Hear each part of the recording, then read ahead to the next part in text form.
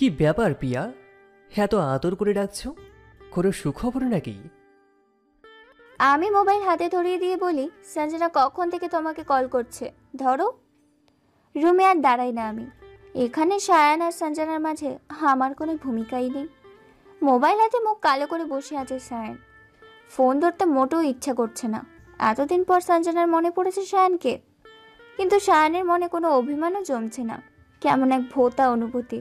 কোনো অভিমান নেই, অনুযোগ নেই, কোনো অধিকার নেই, ভালো লাগাও নেই। ফোন ধরে হ্যালো বলতেই সঞ্জনা বলে ওঠে, সারপ্রাইজ। গেস করো আমি কোথায়? কোথায়? অফকোর্স ঢাকায়। গতকাল এসেছি। সকাল থেকে কতবার কল করছি তোমাকে। তা মহাশয় কি এখন উঠলেন নাকি? হুম। কি কোনো আনন্দ নেই কেন গলায়?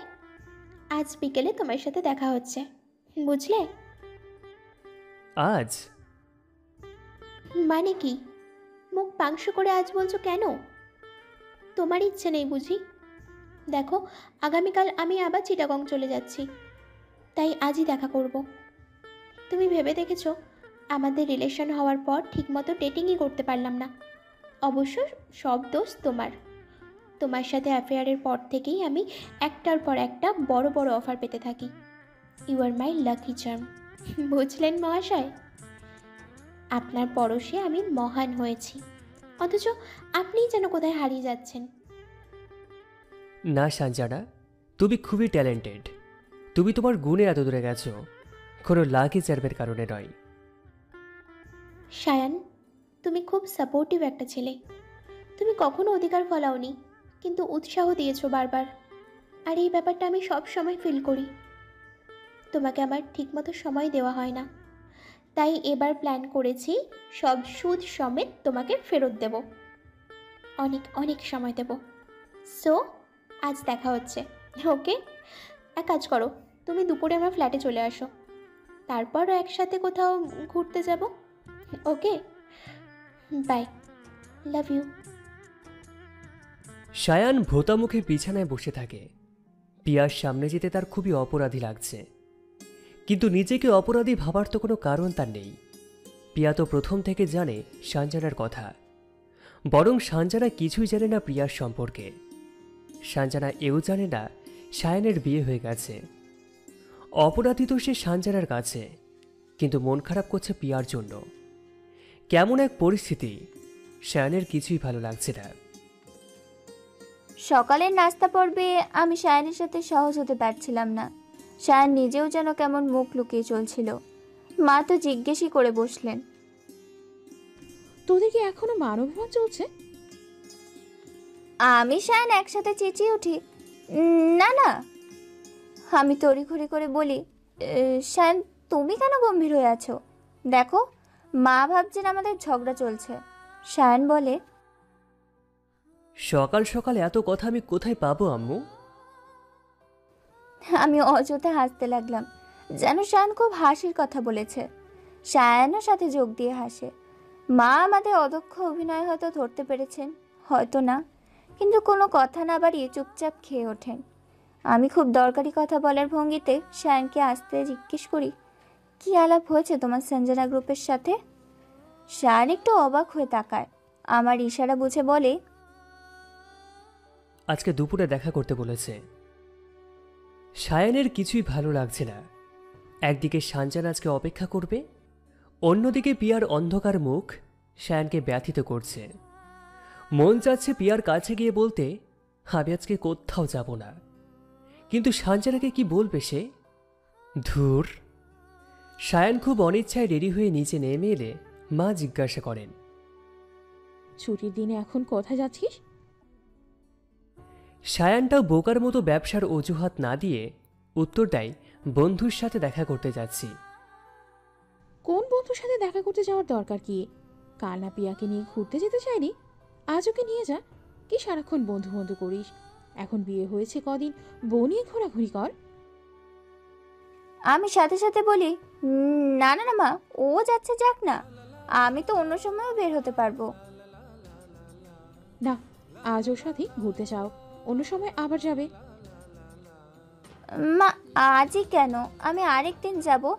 শায়ান, তুমি তোমার বন্ধুর সাথে দেখা করো, যাও। আমাকে পুরো আহমক বানিয়ে শায়ান বলে ওঠে। না পিয়া, তুমিও চলো। আমি থ মেরে ওর দিকে তাকিয়ে আছি। কি বলে এই ছেলে? সে তার বউ নিয়ে যাবে গার্লফ্রেন্ডের সামনে? কি পিয়া, তুমি হা হয়ে দাঁড়িয়ে আছো কেন? মা, আমি আমি কোনো আমি মামি না, যাও। আমি আমি আমার অনেক মাথা ধরেছে। আমি আর যেতে পারবো না। অযথা মিথ্যা বলবে না তো পিয়া, এতক্ষণ তো ঠিকই ছিলে, হঠাৎ মাথা ধরে গেল। তুমি মাথা ব্যথা নিয়েই বের হও, একটা প্যারাসিটামল খেয়ে নিও। আমি মুখ অন্ধকার করে বলি, তাহলে আমি শাড়ি বদলে আসি। কেন বদলাতে হবে কেন? এভাবেই তো সুন্দর পরিপাটি লাগছে। না মা, আজ কামিজ পরে বের হই, প্রতিদিনই তো শাড়ি পরি। শায়ান, রুমে আসো তো একটু। বলে আমি শায়ানকে চোখে ইশারা করি। ইশারা করছো কেন? কি হয়েছে? আমি থতমত খেয়ে বলি, না আসলে মানে আমার জামার হুক লাগানোর জন্য হেল্প দরকার। শায়ান অবাক হয়ে বলে, আমি লাগাবো? উফ, আমি এই গাধাটাকে নিয়ে মহা মুশকিলে পড়েছি। দাঁত কিটমিট করে বলি, তো অন্য কেউ লাগাবে? আসো বলছি। শায়ান মনে হয় এখন বুঝতে পেরেছে। কিছু না বলে চুপচাপ আমার পিছে পিছে রুমে ঢুকে বকা খাওয়ার জন্য প্রস্তুত ভঙ্গিতে শায়ান আমার সামনে এসে দাঁড়ায়। আমি রাগে ফসফস করে বলি, এটা কি হলো? আবার কি বা করার ছিল?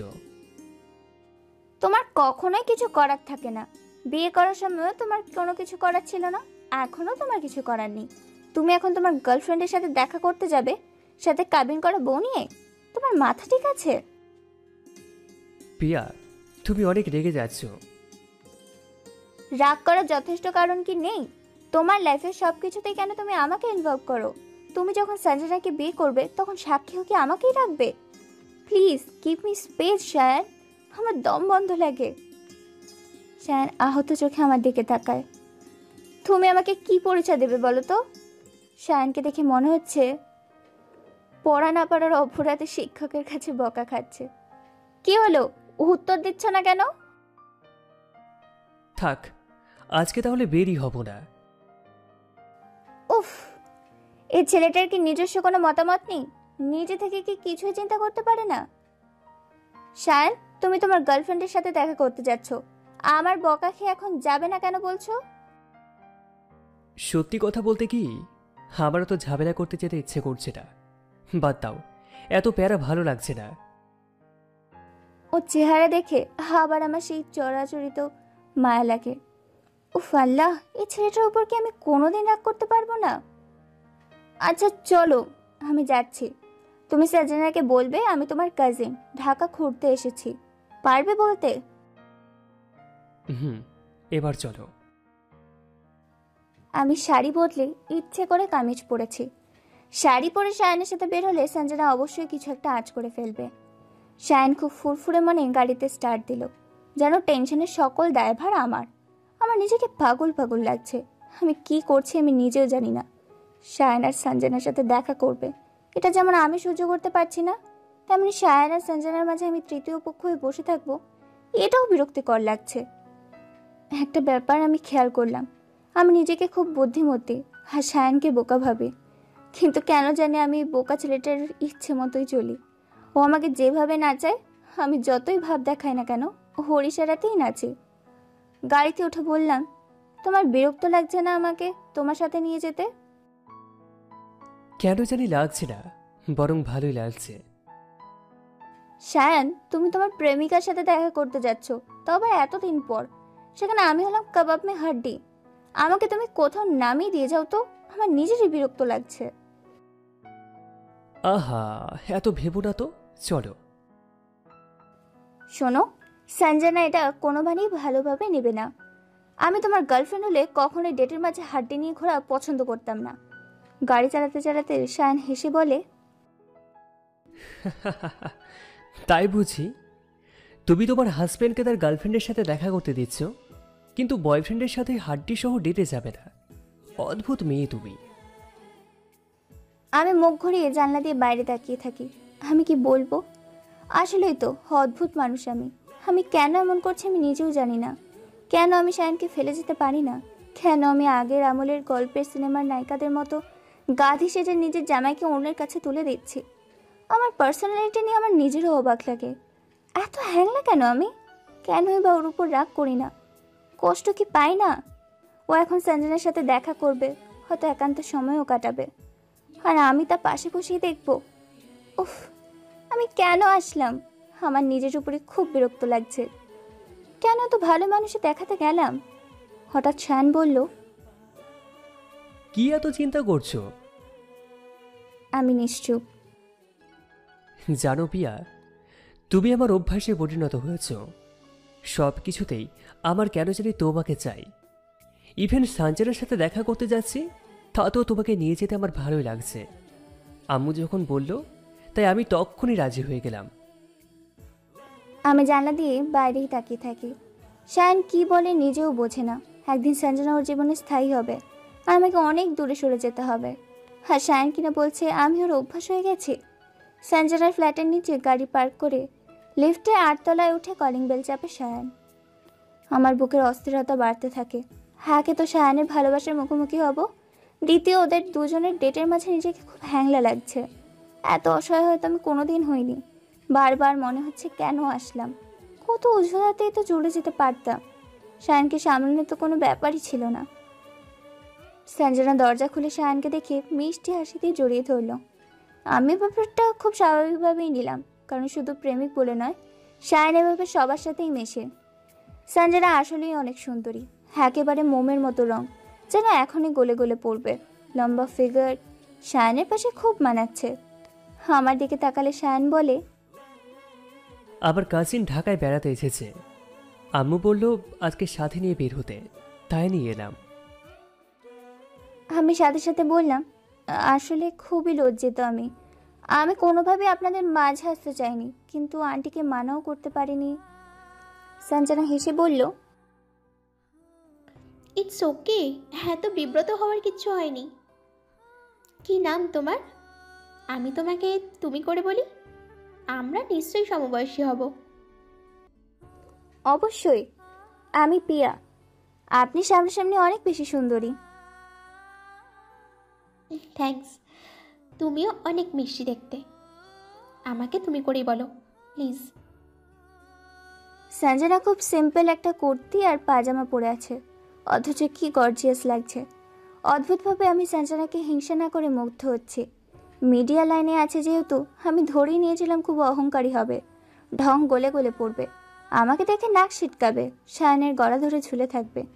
কিন্তু সঞ্জনা এসবের কিছুই করেনি। ও পুরোই ভিন্ন। হয়তো ভিন্ন না, এটাই স্বাভাবিক। আর আমরাই ধরে নিই মডেল মানে হাব ভাব বেশি। সবচেয়ে বড় কথা, সঞ্জনা খুবই সুইট একটা মেয়ে, তাই হয়তো শায়ন ওকে ভালোবাসে। আমার মাঝে যে দমবন্ধ অস্থিরতা কাজ করছিল সঞ্জনার সাথে কথা বলে, সেটা অনেকটাই কেটে গেছে। পুরো পরিবেশটাই খুব হালকা লাগছে। সঞ্জনা শায়নকে নিয়ে আলাদা কোনো আদিক্ষেতা দেখাচ্ছে না। এ বাসায় সঞ্জনা দুজন মেয়ের নিয়ে একাই থাকে। ওর বাবা মা আমেরিকায় থাকেন, ওখানে ওর বড় বোন আছে। ওরা 2 বোন 1 ভাই, ভাইও কানাডা সেটেল হয়েছে। সঞ্জনা সবার ছোট, ওদের ফ্ল্যাটটা খুবই পরিপাটি, চারিদিকে আভিজাত্য আর শৌখিনতার বহিঃপ্রকাশ। শায়নদের পরিবারের সাথে সঞ্জনার পরিবারের সব কিছু যায়। হ্যাঁ, আমার সাথে বিয়ে না হলে 2 পরিবারের সম্পর্ক হতে মনে হয় না ঝামেলা হতো, কিংবা হয়তো এখনও কোনো ঝামেলা হবে না, সব ঠিকঠাকভাবেই হবে। হালকা নাস্তা পর্ব শেষে সঞ্জনা বলল, চলো, বিকেল হওয়ার আগেই 300 ফিটের দিকে যাই। নিরিবিলি পরিবেশ আছে, আমারও কোনো ডিস্টার্ব হবে না, আর পিয়াও ঘুরে আসবে। কি বলো পিয়া? আমি মিষ্টি হাসি দিলাম। পিয়া, তুমি আমার গেস্ট, আজ তোমাকে রাতে আমি ট্রিট দেবো, ওকে? আমি আবারও হাসলাম। আমার এছাড়া কিছু করারও নেই। প্রথম ধাক্কা খেলাম যখন গাড়িতে সঞ্জনা শায়নের পাশে বসলো। শায়নের পাশে সঞ্জনা বসবে এটাই হওয়ার কথা, কিন্তু আমি হয়তো প্রস্তুত ছিলাম না। তবু মুখে হাসি এনে আমি পেছনে বসলাম। মিথ্যে অভিনয়ে আমি এখন বেশ পটু হয়ে গেছি। গাড়ি স্টার্ট দেওয়ার পর সায়ান যখন সঞ্জনাকে পাশে সিটে আবিষ্কার করলো, তখন রীতিমতো ধাক্কা খেল। সাথে সাথে পিছন ফিরে দেখে পিয়া হাসি মুখে পিছনে বসে আছে। পিয়ার ঠোঁটের কোণে মিষ্টি হাসি। সায়ানের বুকে যেন তীরের মতো বিঁধল। পিয়াকে জোর করে এনে যে কত বড় ভুল করেছে তা এখন সায়ান হাড়ে হাড়ে টের পাচ্ছে। অপরাধী চোখে বারবার সে পিয়াকেই দেখছে। আজ সঞ্জনার মুখোমুখি হওয়া সায়ানের জন্য বেশ অস্বস্তিকর ছিল, কিন্তু পিয়াকে এর বাছাড়া মোটেও ঠিক হয়নি। সায়ান আর সঞ্জনার সমস্যার সমাধান তো আর পিয়া দেবে না। উফ, কেন যেমন স্বার্থপরের মতো কাজ করলো। সায়ান কখনোই পিয়ার মতো এত ভালো মানুষ হতে পারবে না, কখনোই পিয়ার মতো ধীর স্থির বুদ্ধিসম্পন্ন হতে পারবে না। পিছনে বসা পিয়ার মুখের হাসি অপরাধী সায়ানকে যেন ছিঁড়ে ফেলছে। সায়ান এক হাত দিয়ে চুলগুলোকে টেনে পিছনে নেয়। খুব অস্থির লাগছে। সঞ্জনা কি কথা বলছে সায়ানের মাথায় ঢুকছে না। মন চাচ্ছে সবকিছু বাদ দিয়ে পিয়াকে নিয়ে বাসায় চলে যেতে। সঞ্জনা বেশ স্বতঃস্ফূর্তভাবে সায়ানের সাথে গল্প করছে। বেশিরভাগই ওর কাজের অভিজ্ঞতা, নতুন কি কাজ করবে সেসব পরিকল্পনার কথা। কথার ফাঁকে ফাঁকে সায়ানের কাঁধে হাত রাখছে আর হাতে হাত রাখছে। সায়ান আজকে অন্য সময়ের চেয়ে অনেক বেশি গম্ভীর হয়ে আছে। ও তো সবসময় হাসি খুশি থাকে, বেশিক্ষণ গম্ভীর থাকতে পারে না। কিন্তু হঠাৎ এত গম্ভীর কেন হয়ে গেল কে জানে। হয়তো গার্লফ্রেন্ডের কাছে পার্সোনালিটি দেখাচ্ছে। আমার খুব রাগ লাগছে সায়ানের উপর। কেন সে বারবার ব্যাক মিররে আমাকে দেখছে? কেমন চোর চোর লাগছে। আমি সরে জানলার একেবারে পাশে গিয়ে বসি, যেন আর চোখাচোখি না হয়। জানলা দিয়ে বাইরে তাকিয়ে আছি আমি। এখান থেকে পালানোর উপায়ও নেই। নিজেই সায়ানকে শিখিয়েছি ঢাকায় ঘুরতে এসেছি আমি। এখন একা কিভাবে কি বলে বাসায় ফিরে যাব? আমি যে আজ এখানে কেবল সায়ানের জোর করা এসেছি তা না, আমার নিজেরও ইচ্ছা ছিল একবার সঞ্জনাকে দেখার। মনের কোথাও না কোথাও একটা আশা ছিল সঞ্জনার রূপ দেখেই হয়তো সায়ান পাগল হয়েছে। আমার ভালোবাসা হয়তো রূপের চেয়ে বেশি কিছু। মনের যে হিংসা, যে আশা নিয়ে এসেছিলাম সঞ্জনাকে দেখে, ওর সাথে কথা বলে সব ঘুরে বালি হয়ে গেল। এত ভালো কেন সঞ্জনা? আমার ভেতরটা খুব গুমোট লাগছে। অজান্তেই দীর্ঘশ্বাস বেরিয়ে আসে। বুকে কেউ যেন পাথর বেঁধে দিয়েছে। জানলা দিয়ে দেখা মানুষগুলো কেবলই ঝাপসা হয়ে উঠছে। গাড়ি 300 ফিট রাস্তার উদ্দেশ্যে ছুটছে। আমি ছুটছি বাস্তবতার দিকে। ভালোই হয়েছে, আমার জন্য এই শিক্ষাটার দরকার ছিল। মানুষের যখন বুদ্ধিশুদ্ধি লোপ পায় তখন জোরে একটা থাপ্পড় খাওয়ার দরকার পড়ে। আজ এখানে না আসলে আমি হয়তো সুখের স্বপ্ন থেকে জাগতামই না। 300 ফিট রাস্তার বেশ ভেতরে একটা নিরিবিলি জায়গায় শান গাড়ি পার্ক করে। রাস্তার পাশেই পার্ক করতে চেয়েছিল, কিন্তু সঞ্জনা বেশ ভেতরের নির্জন জায়গায় থামাতে বলল। সেলিব্রিটি মানুষ সে, খামোখা কেউ চিনে ফেললে ডিস্টার্ব হবে। গাড়ি থেকে নেমে দেখি শায়ান অপরাধী মুখ নিয়ে আমার সামনে এসে দাঁড়িয়েছে। শায়ানের মায়া ভরা মুখ দেখে আমার এখন অসহ্য লাগছে। প্রচন্ড জিদ লাগছে আমাকে এখানে আনার জন্য।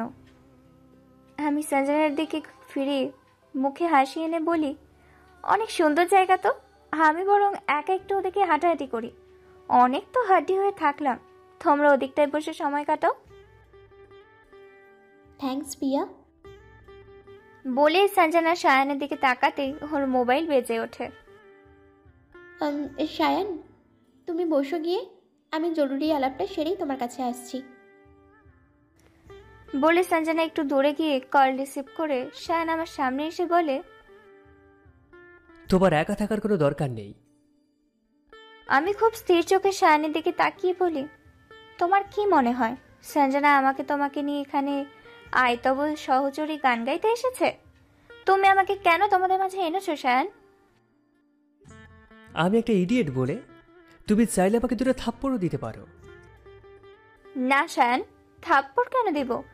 তোমাকে আমি ধন্যবাদ দেব, তুমি ভালো কাজই করেছো, আমাকে আমার অবস্থান দেখিয়েছো। সায়ান আহত চোখে আমার দিকে যায়। পিয়া প্লিজ এভাবে বলো না, আমি আসলে বুঝিনি এমনটা হবে। তুমি কি কখনোই বোঝো? বোঝাবুঝির সব দায়িত্ব তো আমার। কোনো একটা কাজ অন্তত ঠিক মতো করা শেখো সায়ান। যাও, সঞ্জনাকে সময় দিতে এসেছো, ওটাই দায়িত্ব নিয়ে করো। না, তুমি আবার দায়িত্ব পিয়া। আমি তোমাকে একা রেখে কোথাও যাব না। তাই তো এখন তোমাদের মাঝে বসে আমাকে তোমাদের প্রেম লীলা দেখতে হবে? পিয়া প্লিজ। কি প্লিজ? প্রেম করতে তো এখানে এসেছো, যাও কি প্রেম করো। সায়ানের চোয়াল শক্ত হয়ে ওঠে। চলো গাড়িতে ওঠো, আমরা আর এখানে থাকছি না, আমরা এক্ষুনি বাসায় যাচ্ছি, চলো। না, একদম না, আমি কোথাও যাব না, এখানেই থাকবো। আর সাথে তুমিও থাকবে সঞ্জনাকে নিয়ে। তুমি যে চিজ 2 দিন পর সঞ্জনাকে বলবে, আমার কিছু করার ছিল না। পিয়াই আমাকে নিয়ে বাসায় চলে গেছে। না বাবা, আমি তোমাদের দোষী হতে চাই না। শায়নের নাকের আগা চোখ লাল হয়ে আছে, রাগে না দুঃখে জানি না, তবে ওর হাত কাঁপছে। আমি মনে মনে বললাম, অনেক মায়া দেখিয়েছি তোমায় শায়ন, আজ আর না। আজ তোমার পথে তুমি আর আমার পথে আমি। কি হলো শায়ন, দাঁড়িয়ে কেন? যাও। সঞ্জনা ডাকার আগে তুমি যাও, ও কি ভাববে বলো? শায়ন দাঁত কিটমিট করে বলে, যা ইচ্ছা ভাবুক, চলো আমরা বাসায় যাচ্ছি। এত দূর এসে এখন কেন বাসায় যাবে? খামোখা তুমি জিদ করছো। জিদ করলে জিদ, চলো। আমি অন্যদিকে তাকিয়ে চিবি চিবি বলি, তুমি সব সময় জানতে চাও আমি কি চাই। তো আজ আমি চাই তুমি সঞ্জনার কাছে যাও, ওর সাথে প্রেম করো, ভালোবাসার গল্প বলো, ওকে জড়িয়ে ধরো, ইচ্ছে মতো চুমু খাও, যা ইচ্ছে করো, শুধু আমার সামনে থেকে যাও প্লিজ। পিয়া, এবার তুমি জিদ দেখাচ্ছ। আমার জেদে দেখেছো কি তুমি? তুমি আমার সামনে থেকে না গেলে আমি এই মুহূর্তে এখান থেকে, তোমার কাছ থেকে, তোমার জীবন থেকে চলে যাব। ভেবো না আমি তোমার বাসাতেই যাব, আমি আমার নিজের বাসায় যাব। সুতরাং তুমি। ওকে ফাইন, আমি যাচ্ছি। শায়ন যেতে যেতে আমার দিকে তাকিয়ে কাতর চোখে বলে, পিয়া প্লিজ, দূরে যেও না, পাশেই থেকো।